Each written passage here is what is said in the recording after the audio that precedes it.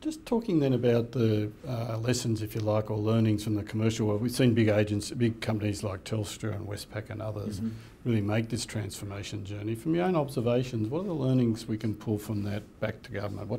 What can government leaders learn from those environments? I think there are two or three things. One is it has to be led from the top, and we've seen that in Australian blue chip companies.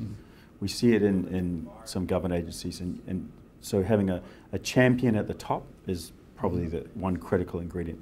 The other ingredient is building an environment that enables, in a more open way, both the government agencies to work together and work with the private sector would be the second thing. So that building an open environment, which I think the Digital Transformation Office, working in collaboration with the state initiatives that are already underway, that will be a catalyst to that. The third one is the technology enablement, demanding solutions rather than point products and having this a fragmented slice and dice sort of solution. So give me one solution to take that addresses, for example, healthcare, and I mean the big H of healthcare, so social services, Department of Health, or anything to do with medical health claims, for example. Building those ecosystems where they have clearly designed and well thought out business solutions. Right, so don't see digital just as a website, see it much more as an industrial change exercise. That's scalable, that can address the scope across states and across federal, but can scale to the Australian population, of course. Right.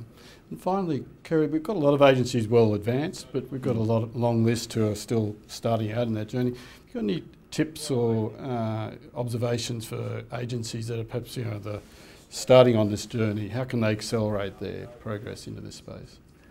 Well, I think the first thing to do is look at the strategy around systems of engagement. How are you engaging with citizens today? And then figuring out, well, what is the roadmap? What is the roadmap? And this comes back to the design thinking. What is the roadmap that gets me to this outcome? So where are you today, just as we all do within our own business? Where are we today? Where do we want to be? And where are we today? And what is the steps we need to take? And building that around the citizen, so around the customer or the citizen.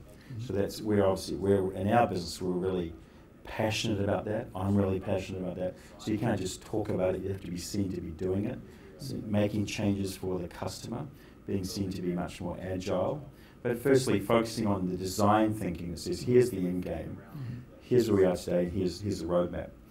And building that sort of agile thinking into, with everything around that citizen experience.